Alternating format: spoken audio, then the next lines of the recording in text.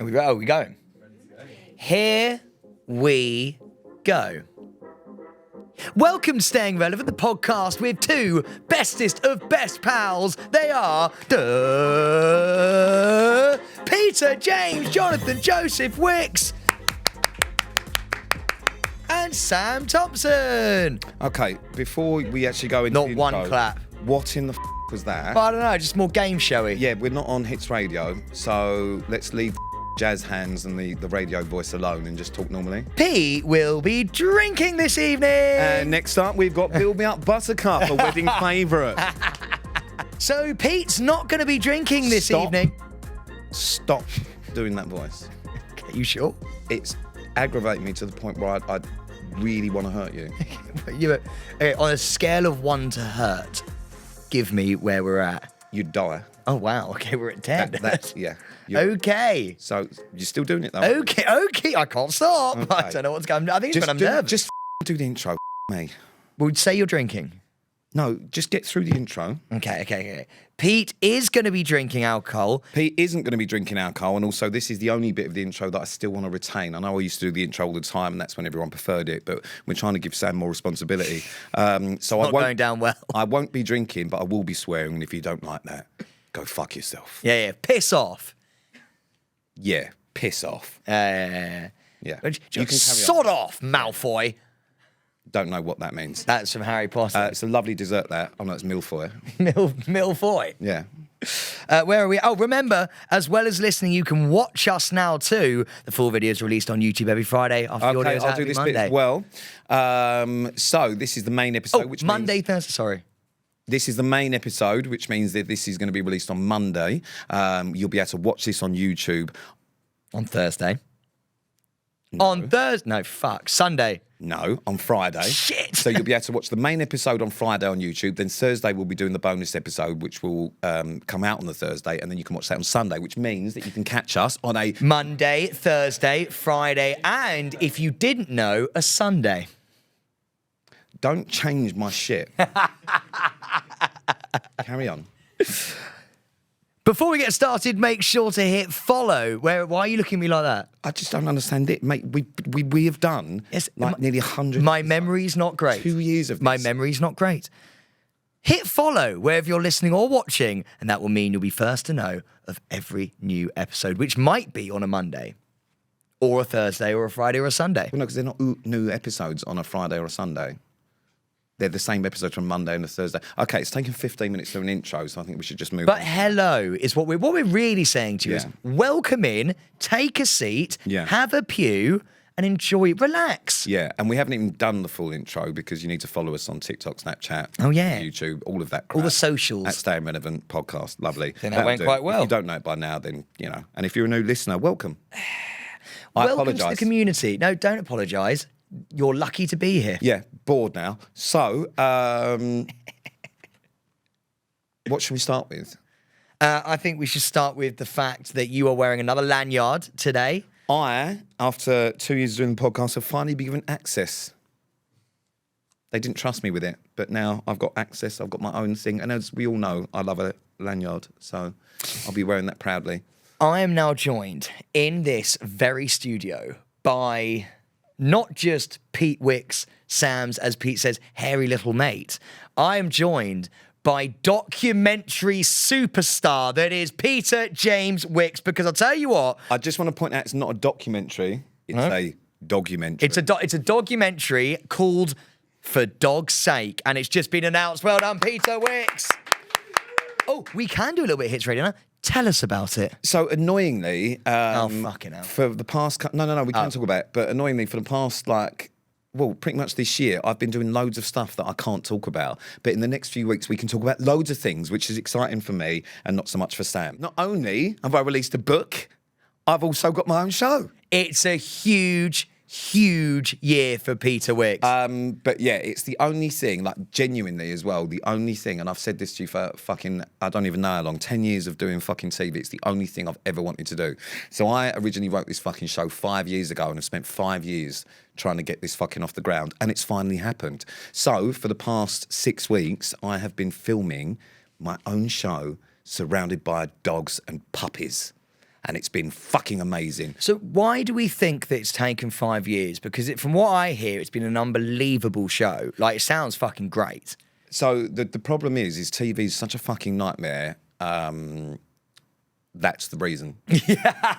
But also, the thing is, if you do something like the whole reason that I've done this show is because I fucking love animals and I'm really passionate about animals, specifically dogs. I've done loads of different bits over the years, but a lot of the things that I've done are based on animal welfare. And the problem with doing a show like that is no one wants to watch animals being abused. Obviously, no one wants to see that. I don't want to see that. So what they want out of like dog shows is holding puppies and going, isn't this dog cute?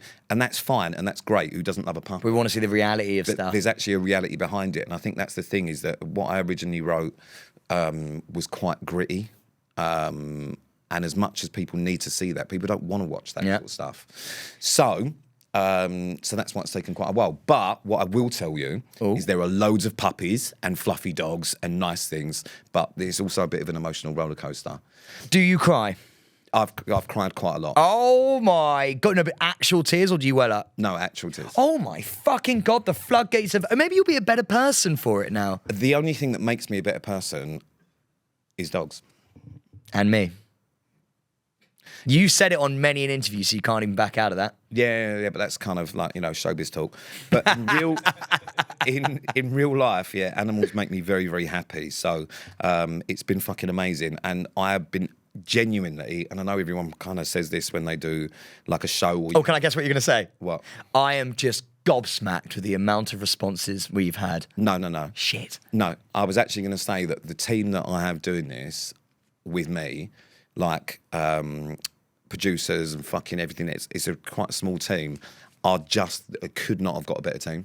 Like, literally could not have got a better team. They've all worked on like animal shows, and one of them was doing For the Love of Dogs with Paul O'Grady for 11 years. So he's like the dog father of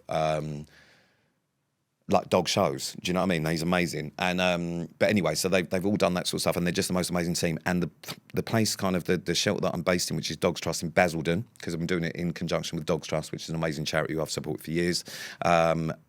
Everyone there is just the best. So we're literally there every day, just filming everything that kind of happens. So I've been in scrubs doing fucking stuff in surgery, and I've been hand rearing puppies. Actually, my first day was quite funny because I got fucked by an Anatolian Shepherd. I actually saw that video. Pete sent it to me. Yeah. He hadn't had his bollocks off yet. So first day on the job, and I was humped by a dog who is 7 foot on his hind legs. But yeah, it's just been amazing. But there's all sorts of different stories, some of which are quite emotional. But it's the most rewarding thing that I've done. And I know this sounds like all fucking press talk now. It does sound a bit pressy, but he means it. He does, because he says this to me over the phone when we're just in private as well. I can see how happy you are with it. It's the only... I'm reluctant to call it a fucking job, because it doesn't feel like a job, because I literally get to spend all my day with dogs. But I literally message my management every day, because normally I moan about everything. I'm known to my management as the moany cash cow. Yeah.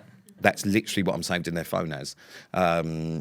But every day they're like, is everything all right? And I'm like, this is the best job ever. Yeah.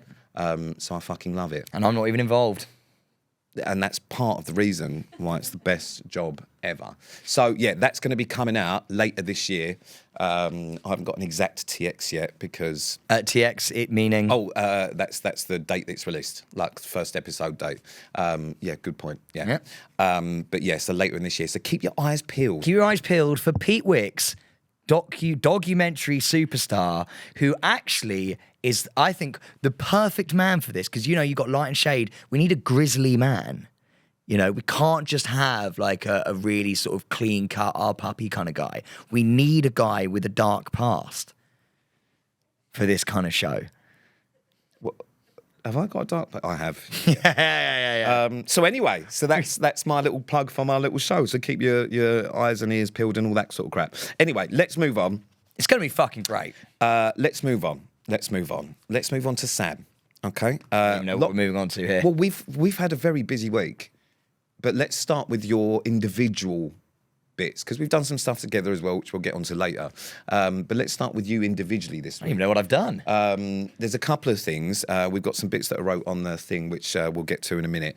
But shall we start with this morning. Yeah. I completely forgot I did it. Yeah, I was on this morning. Monday, you were on this morning because you have got a very exciting new role. I am an ADHD UK ambassador. You are the ADHD. I've actually There's the, not yeah. A, No. the. And it was a terrifying moment where they were like, explain your role. And I went, shit, if I get this wrong on day one, I'm fucked.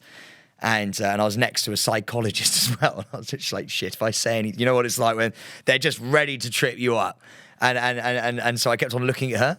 You know, when I'm feeling a bit anxious, I look at you sometimes if we're on a sofa this is what Sam does. So Sam, like, we actually did an interview yesterday, which we'll get onto later, and Sam, I sometimes when they ask Sam a question, and I think, oh God, don't answer, because I'm quite good with not answering things I don't want to answer. Sam will try and find an answer, but then he just says the wrong thing. So he literally. I know when he's nervous because they'll ask a question, he'll go, well. Yeah. I just stare at Pete's cheek. I do that all the time, but you understand it, which is so nice. So then I'm like, okay, that's my cue then. But I actually watched it. What did you think? I feel like it was quite serious, but a nice undertone of love. There was definitely a lot of love. And you had Joel and Alison. Yeah, best people to do it with as I was well. just about to say who are probably the best people to do that with. But I thought you spoke very well. And Pete would not say that. No, I wouldn't. But you spoke very well. You had obviously made an effort in your new role as an ambassador. I wore a shirt. You had a shirt tucked in. I know. With the new chinos. Yes, with the new and the brown shoes. And the brown lace-up shoes. However, that annoyed me, the lace-ups.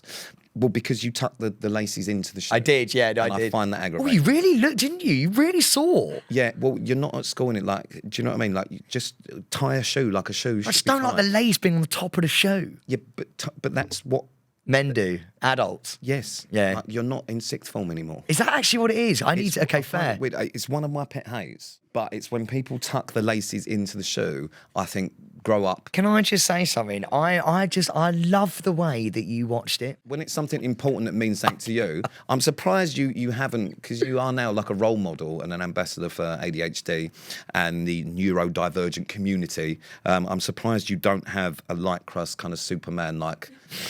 You know what I mean? Like Mr. Neurodivergent. Mr. Diverse. We're just TV legends, Pete. I don't know about that. We are. No, but just, do you know what? We should give ourselves taps on backs. Bang, bang, bang, bang. Okay, yeah. I mean, Morning TV, documentary filmmakers, book writers. Well, you're a book writer. TikTokers. You know, we're just taking over the world. Jungle Kings. Not for very much longer, annoyingly. Well, funny enough, I was going to get onto that, but let's just stay on the ADHD thing. What does it mean to you? ADHD? Or being an ambassador? No, being an ambassador. Well, do you know what? We haven't got long enough for you to talk to us about ADHD. Well, Pete actually summed it up perfectly. Obviously, you know, it is for everyone. I got diagnosed very late, so being an adult, lot different to being diagnosed as a child. A lot of things become clear to you, and it's almost like a weight off your shoulder when you get diagnosed as an adult. And then you start thinking, fuck, I wish I'd been diagnosed as a kid. Mate, you know some of the waiting lists are now 8 years. Yeah, that's fucking How big. wild is that? Has it made... do you think it is now easier for you to understand yourself? And so much more. But you know what's interesting is therapy and going to a specific ADHD therapist, not just a therapist, which I find really interesting, and like just finding out and like knowing who you are and how you work and stuff like that. And I know this isn't very this podcast, but yeah, it's what and this meant the most to me. And I will say this is that when I came out of the jungle, sorry to mention it again, I know I mention it a lot. I don't know if you know, but when I came out of it, he actually won. When I came out of it, loads of mums would come up to me with their kids. Yeah. And their kids would literally sit there and be like, and then the mums would be like, my kid was really upset because they thought they had something wrong with them and they found out they got ADHD. And You literally had it last week. Mate, it happens all the time. And I never knew this, by the way. And all we did on the jungle was just talk about it a little bit. It wasn't even like a really deep dive into ADHD or anything. And she was like, you've changed my kid's perspective. And like kids coming up and running up and hugging me and stuff. And like, it just meant so much to me. And I've never been part of a community like that before. And it's just so lovely to feel like I can actually hopefully put a positive into a lot of these kids are getting like bullied or they think they've got a low self-worth. And the way I see it is I go, no, do you know what? There is so many positives to what you have. You need to view it that way. So that to me is such an awesome thing to be a part of because hopefully a lot of kids now are going to turn around and be like, actually, you know what? I feel sorry for you that you're neurotypical. Oh, is that what? Yeah, neurotypical is just the word for people who don't have. Interesting. Don't think no. But thank you for that, Pete. I know that you asked me about all the heartfelt stuff. I'm very proud of you. I'm really glad that you're seeing another therapist, based on the fact that it takes a little bit of pressure off me, which is always good. It frees up a little bit more time for me to play with dogs. Yeah, you're still going to get the phone calls. Pete, am I going to be okay? So, big week. I do documentaries. Sam's a role model. Do you know what's interesting about Pete being a documentary maker is that That was a joke. We don't actually have to. Oh, we're not actually going to follow it? No, Okay. that's not a real word. So Pete being a documentary maker is that he's such the guy, isn't he, that everyone goes, oh, look at this rough exterior. But like inside, there's a gooey animal lover. Like, it's like I know how much you love animals. You genuinely prefer animals to humans. I know that's true. But it's like it's going to get you more sex.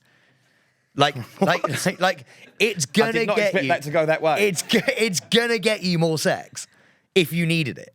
How? Because it's just like the troubled guy who's had like a storied past, who's seen a lot of things. You can see it in the lines in his face, but actually inside he's got this like gooey, really like oh, I love animals. I just want to shag him. I don't, but as in like that. That's I was what just you about have. to say. Do you want to have sex with me? Like, I would have sex with you. Anyway, right, so that's the kind of exciting, serious, professional shit. Sam turned up in the Insanity offices again this week. Oh, yeah, that was fun. Talk us through it, because you turned up in an all baby blue outfit. Why did people log what I was wearing? With matching sunglasses. I'm wearing do you know what? I've actually gone for the baby blue again today. And have you done the same thing? Because you're kind of matching again today. Yeah, so no, I'm wearing different baby blue today. Do you know what's weird is we've both semi-come sort of smart casual. Wearing flannels. This isn't flannel, this is crochet. This is flannel. No, that's bad. It's an interesting colour. Yeah. I came in. The thing is, I've realised that blue's my colour, baby blue's my colour, and it matches my eyes. Matches your eyes. Yeah, exactly. So now I bought everything baby blue. Yeah. So you went into the office and then you spent the majority of time, because it's been a while since we've spoken about her, talking to Maya Jammer's manager.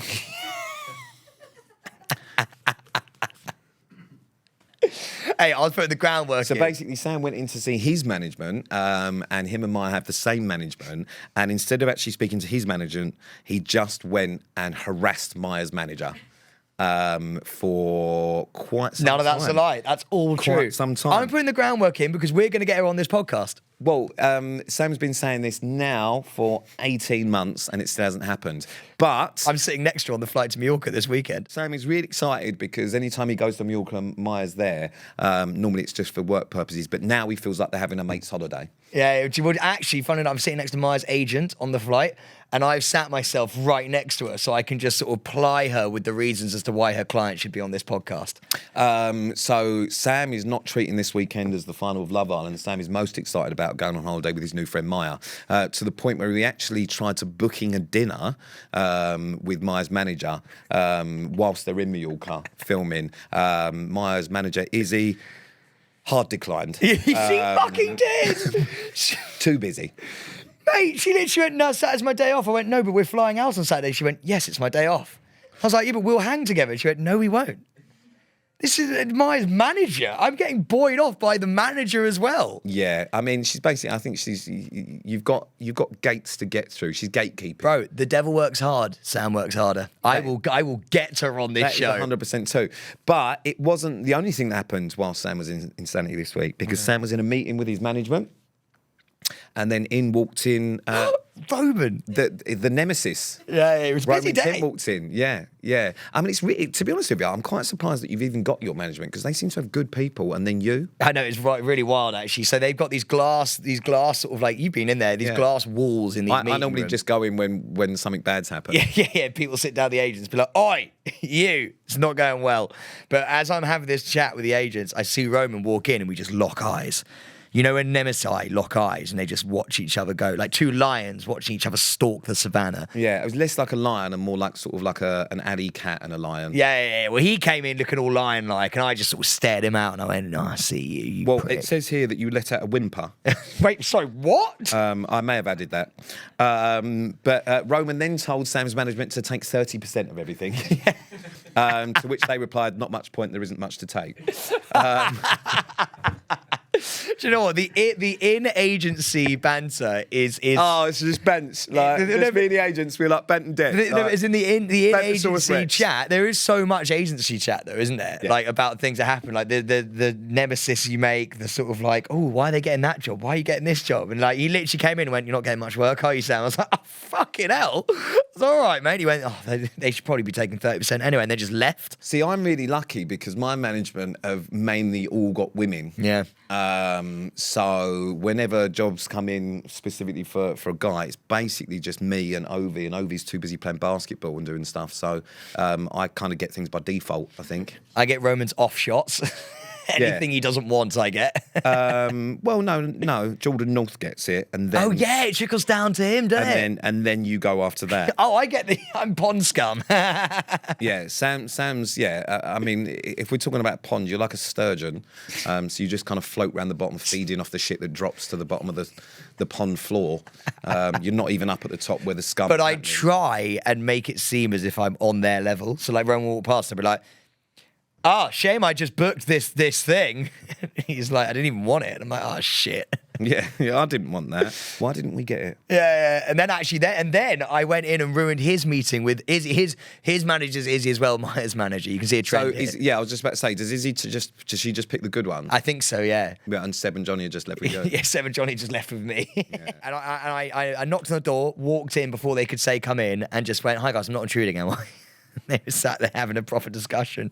And I just sat down and started telling them about my life for about half an hour, to the point where Johnny, one of my agents, came into the meeting room and went, I'm so sorry. Should I take him out? It's like babysitting. And like, I'm really sorry about him. So they had to drag him out of the fucking meeting. You just gate crashed someone else's meeting talking about all the wonderful jobs. And Sam was just there going, is there anything for me? Can I? Yeah, I just wanted to get a feel of what Roman was up to. So yeah, big week. Yeah, it was good fun actually. It was quite a good meet. Now, the same day that Sam was with Joel Dommett on this morning, I was with him in the evening. I know, he got a 2 for 1. We tag teamed Joel Dommett because I was at Flaxtock on Monday, which was amazing, which is the annual festival they do in memory of Caroline Flack, who was just a lot of people there. Yeah, do you know what? I always find it a weird day because it's on a Monday.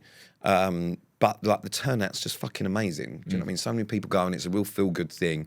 I did some hosting stuff on stage and whatever else. I did the fashion segment. Oh, I heard about this. There was a girl who works in this very building who ushered me over and she was like, I just want to let you know. She was like, your best mate absolutely smashed Flaxtock. And I was like, what do you mean? She went, he did a fashion segment and he was like commentating on all the people doing their fashion walks. It was a very small segment, I just want to point out. But yeah, it was really, really fun, a really good day. There are some notes from it, which I think is the point where you probably take notes. Yeah. It's a bit bad where I have to give the notes of myself to myself. So this is where you could be a co-host for once, that'd be great. This is where I come in. Pete Wicks finally met his actual nemesis. No, it's not Ovi. We've lied to you this entire time.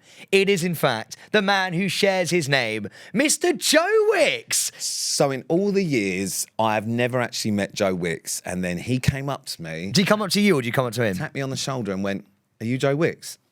And I went, are you Pete Wicks? I mean, we had a laugh together. I would have loved to see that. Why is that not on camera? Really, really nice guy. I have got a photo of us together. Oh, yay! We'll put that on the socials. Yep, let me just find me and my brother. I love the way he went, are you Joe Wicks? It'd be funny if you went, are you Pete Wicks? And went, who's that? There we are.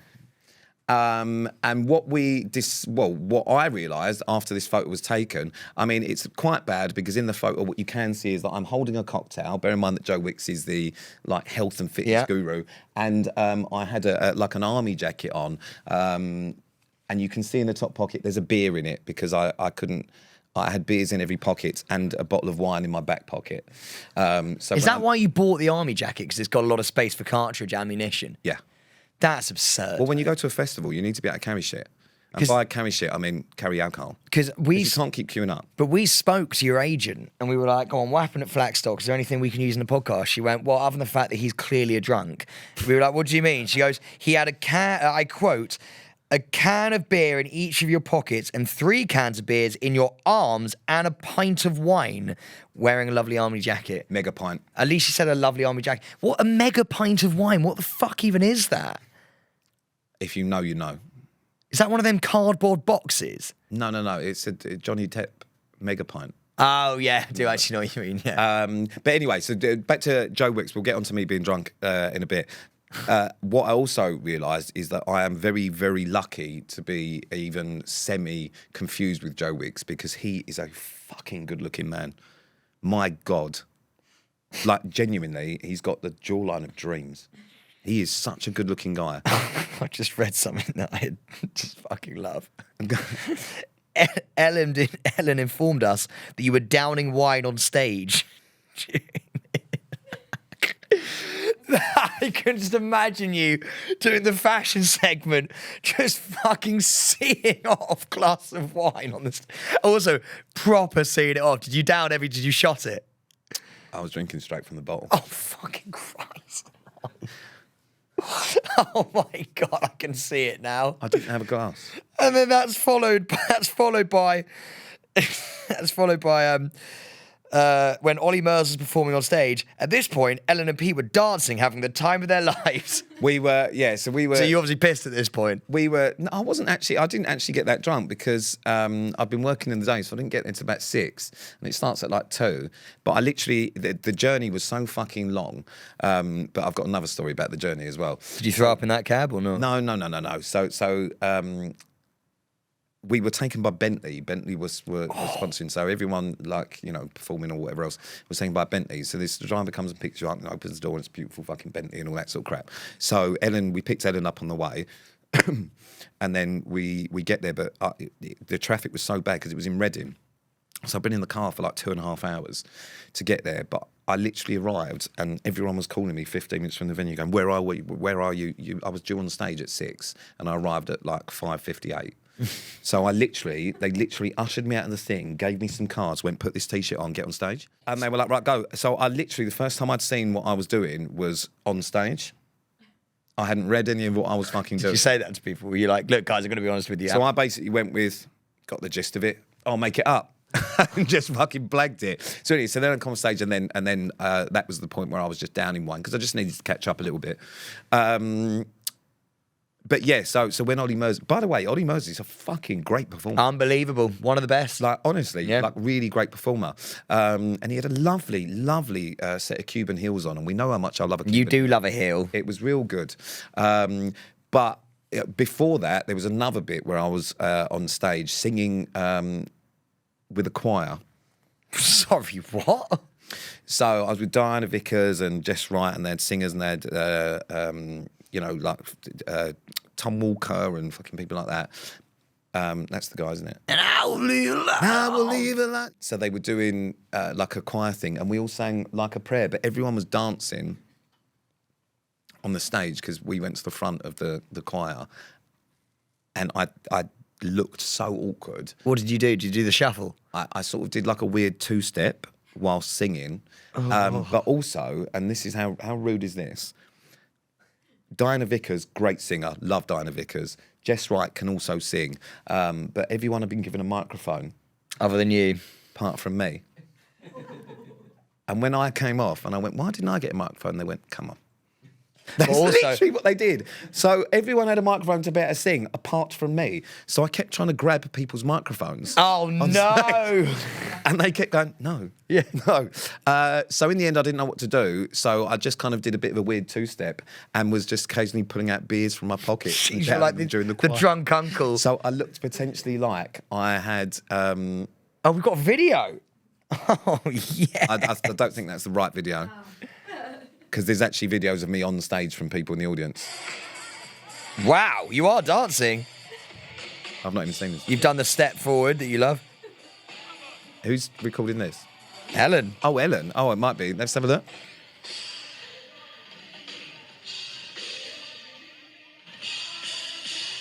When you've had a beer, you are limber. So just after this video, which we're going to put on, this was the last song that Ollie did. He comes to go off stage and sees me, and he comes and gives me a big hug and a kiss. And let me tell you, he was sweating so bad. I'm not even joking you. I literally had an imprint of Ollie Murs on me. Quite and nice. he went, oh, sorry, I'm a bit wet, and just wandered off. And I didn't know who the fuck it was because it was happened so quick and I had a few beers. And then I went, what the fuck was that? What just happened? Why am I so... But yeah, anyway, so Flaxtock was amazing. But Joel was there as well. Was he? What was we he spoke doing? about you. That's the first thing he said to me. Was it? Because, yeah, he was doing some presenting stuff on the stage thing as well. And he went, I saw your boy today. And I immediately went, who? Fuck off. And he said he was amazing. So that leads us on Joel. to something else Sam and I did. So that's something we did together. Oh, yeah, we did the NTAs photo shoot. We're doing it now. So, Sam and I, we've mentioned it before, are hosting the red carpet for the NTAs. We had a photo shoot yesterday, the promo pics for that. Now, Joel Dommett is hosting the main show. We actually had pictures together. I know. I don't know if he wanted that. I don't know if that was contractually obliged for him. I think he did. Yeah, I didn't expect that. He actually, though, was doing photos in the other room, apparently. Well, yeah, he did the main part, and Yeah. we just came in as sort of like the side piece, like, you know, garlic bread and macaroni cheese, just a side dish.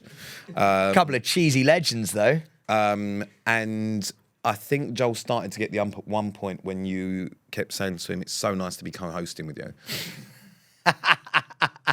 Because Joel is doing the main show, which So is are on we. TV. So are we. No. We're on the big screen. No, we are showing people where the entrance is. Yeah, fine, but we're doing that on the big screen. But only in the auditorium. It won't be on I wonder TV. if Joel will throw to us. Maybe he will. No, Sam, because this is the carpet as people arrive. He won't be on stage at that point. But do we stay on the carpet whilst he's on stage? He goes, how are you boys finding out there? We're like, guys, I'm going to be honest with you, Joel. It's absolute bedlam out here. No, because people will be inside. Who will he be performing to if they're still coming in? Oh, yeah, it's a good point. Well, we'll just be like, we had such a good time. It's been bedlam out here. Past tense. But he won't even be on stage at that point. So we don't get to do any sort of crisscross. We're not going to be on TV. What? I think we might go on TV a little bit. I'm going to be honest with you. We won't be on TV. We'll get on TV. We won't. We'll be on fucking TV. get on TV. We won't be on TV. How do you know that? I just know. Anyway, so I just know. I just know. So yeah. So we got our suits and it was just black tie yesterday. Yeah. I'm having a suit made, which I've now decided I'm not going to wear because the photographer, Nikki Johnson, who's amazing, great photographer, reminded me yesterday about the problem with the suit that I was going to wear, which is that I've had a white jacket made, and he was like, "Can't wear that," and I was like, "Why?" Makeup. And he was like, the first person you hug, you're going to have them on your shoulder. So now I have to rethink it. But yesterday for the photo shoot, we just did black tie because that was the thing. So it was just normal black tie. So Joel and I went with double-breasted velvet numbers. Joel went with a black shirt. I went with a white shirt. What did I both go with? bow ties. Sam went with his one tux. that he has had now for 4 or 5 years. But what Sam didn't do, despite knowing that we had a photo shoot, and has known about this photo shoot for about a month, was take it to the dry cleaners. So when we got there, the stylist spent half an hour rubbing oil, makeup and stains from Sam's suit, but not just the suit. Sam hadn't even washed the shirt that goes with it. So bad. it was covered in, you know, them sweat stains around the collar? Yeah. So she had to spend the first half an hour. He basically bought a suit that I don't think you've ever washed it, and you've worn it to about 15 events. No, I just forgot to dry clean after last time. And I'm going to be honest with you, some of the stains, suspect. What also happened was Sam had a haircut this week. Sam was on this morning for his haircut, and it was like 3 haircuts on one head. I walked into this NTA photo shoot feeling so good. Within half an hour, I genuinely thought I might as well have been a piece of shit on everyone's shoe. Well, so Jonathan Andrew, who's an amazing hairdresser, and he does grooming for a lot of. He basically does all of Joel's and Jamie Redknapp's and loads of cool people, and he's a great guy. So I've known him for years. So he was doing the grooming bit, and I was there before Sam because Sam was, as usual, 45 minutes late, which is just Sam. So I was ready when Sam got there. So just spruced me hair up and sorted out my skin and all that sort of great. Sam walks in, but before Sam had actually got there, I said to Jonathan, you're going to have to sort his hair out. Have you seen it? And I showed him a picture and Jonathan went, oof, dear. So he sorted your hair out. But let me tell you something when you see these photos. In the 6 years that I've known Sam, it's the best I've ever seen him look. In all honesty, Sam, there was me, Joel Dommett, and Sam was by far the most groomed and best looking one out of the three. It's because he spent an hour on me. He gave me a full new haircut. And then everyone's... Do you know what really pissed me off? Because Pete's ended it really nice there. But during the haircut, Pete's going, look at his bald patch. Look at his bald patch. Look at that sunroof there. And then he was like, put fibres on his head. Because everyone's gonna see the reflection off his skull, and then the guy went, "You do have quite an aggressive bald patch." Yeah, well, I was saying that, and Jonathan was going, "No, it's not too bad." And he literally just moved the hair to one side. He went, "Oof." So he gave me an hour-long cut, which means he's covered it quite well. But then what he also then sort of said, I don't know if you're interested, but I know someone somewhere in Putney where you can get your hair done. Sam then spent the next 15 minutes chasing him round, just trying to get the number of this place where Sam can get his bald patch fixed. Because apparently you can get a hair transplant without shaving your head. I came out of that hairdresser like an absolute new man. And do you know what? We took the photos, and fair play to Pete, he knew he'd been done. Oh, I'd fully been done. Normally, when we does the photo shoots, I'm a lot more comfortable than Sam.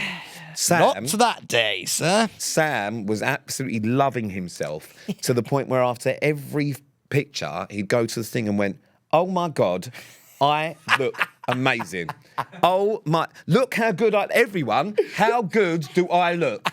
Then he'd go, "Let's do some more." The guy was like, "No, we've got it. No, let's go again." Then gathering everyone round the screen. Then, bear in mind, right, whenever we've done photo shoots before, Sam always calls me afterwards and goes, "Oh, I just don't know what I'm doing." And when we've done stuff together, he goes, "What do I do? What do I do?" Sam then started going, "What I think you need to do, Pete, is I think you need to do this, this, and this." And I was like, "Is this fucking guy having a laugh?" The only bit that didn't go very well, and this just shows that I'm not quite up to speed with my modelling yet, is when we had to do a walked camera. Oh, that was painful. And Pete sort of struggled with this, and I had to walk him through it. Okay.